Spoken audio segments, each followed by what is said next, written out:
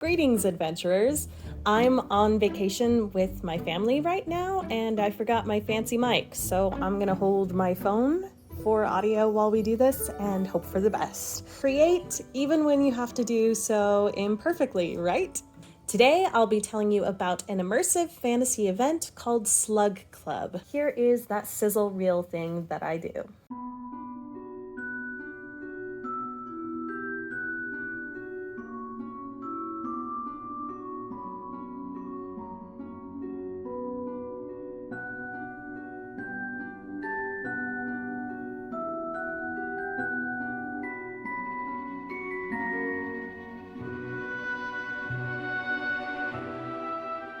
To my knowledge, this is the first event that this company has done. The setup was that the guests were wizards of great fame, fortune, talent, or promise that have all been invited to a swanky party, very much like the Slug Club from the books, Professor Slughorn's party that he invites Harry and Hermione and others to. Guests were asked to wear formal attire, whether that be your dress robes or something more akin to a modern muggle fashion. You needed to order tickets in advance. They stopped ticket sales a few weeks before the event. My friend and fellow themed entertainment enthusiast and fellow photographer Jenica joined me on this adventure, and I will link her socials below. Upon entering, you were given a quest card that told you that there were 4 Horcruxes to find around the venue. So it was a pretty simple scavenger hunt idea, or so I thought. I thought it was pretty funny, pretty gutsy of them to use a hole in the wall that was not flattering and just point it out by hiding a Horcrux in there. It was kind of cute though, it was like a mouse hole. One of them was really hard to find. It was up in a lantern on the dance floor. I actually had to get help with that one. It was a little immersion breaking to see the diadem on the exit sign, but we had fun with it. It was a fun little game. And then it was fun because everyone who did that and completed the quest was entered to win 2 tickets to Universal Studios, and so someone was drawn and named the winner of that. So this party was set up in 4 main areas.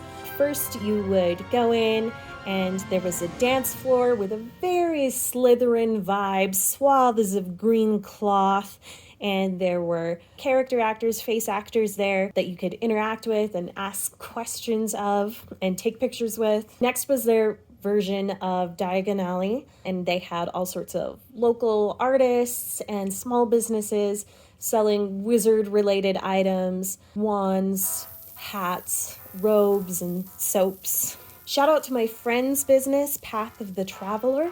He sells cloaks that he makes.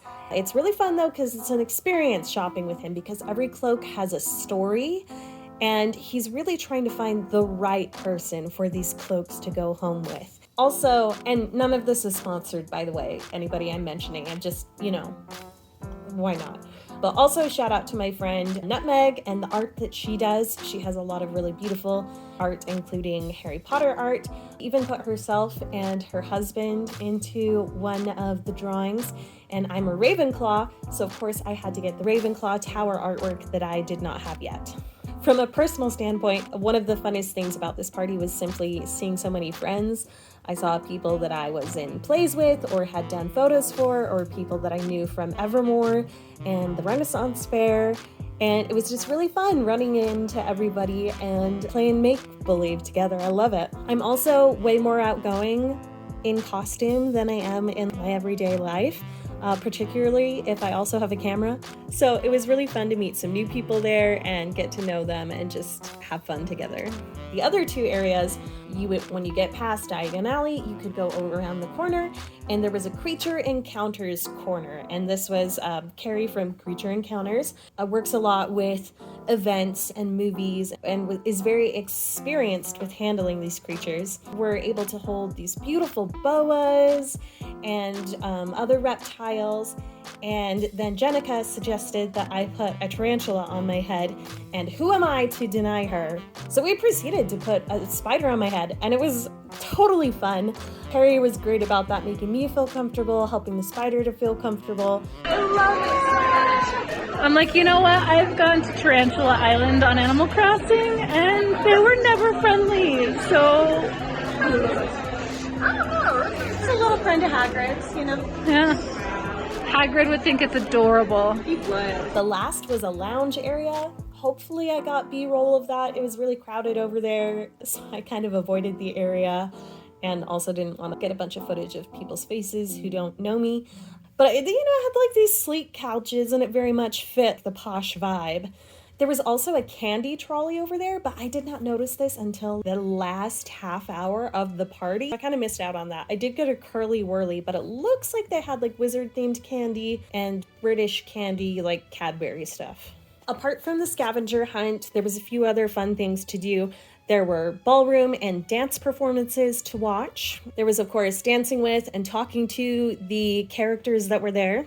They served drinks such as butterbeer and sparkling rosé, and they had hors d'oeuvres coming around on platters. One way that I personally felt welcomed at this party was that before the event began, they invited anyone with food allergies to contact them to make sure that they would have some options available for them. So they gave me a little bracelet when I arrived to show that I was gluten-free, so that servers would know that. They weren't perfect at always recognizing that, but it was fine because any of the trays that had gluten-free food were labeled as such.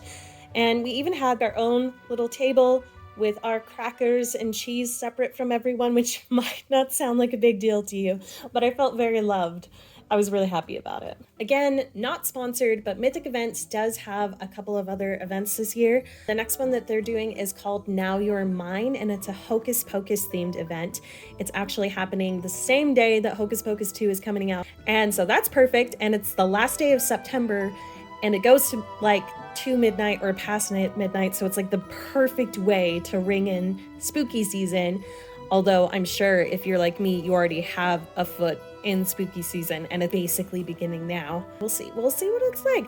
Let me know if you'd be interested in seeing a video about that. I don't have plans to make one about it right now, but if there's enough interest, I might do it. Also, they have basically a Bridgerton ball coming up sometime later in the year. So in closing, just a few of my favorite things about this event were, one, pretty much every other Harry Potter party I've been to is just sorting into the houses and sitting at the house tables and is like being the students, being really young wizards, which is really fun. Don't get me wrong, I love that.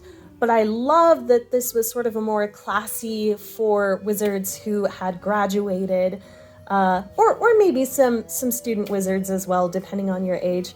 But it was just a different way to do a Harry Potter party. And I appreciated that, and I thought it was really creative. This was not an official Harry Potter event, however, it certainly was celebrating the books. Part of Mythic Events, who put on this party, part of their mission statement is to create themed, immersive events that are inclusive and where everyone can feel like they belong.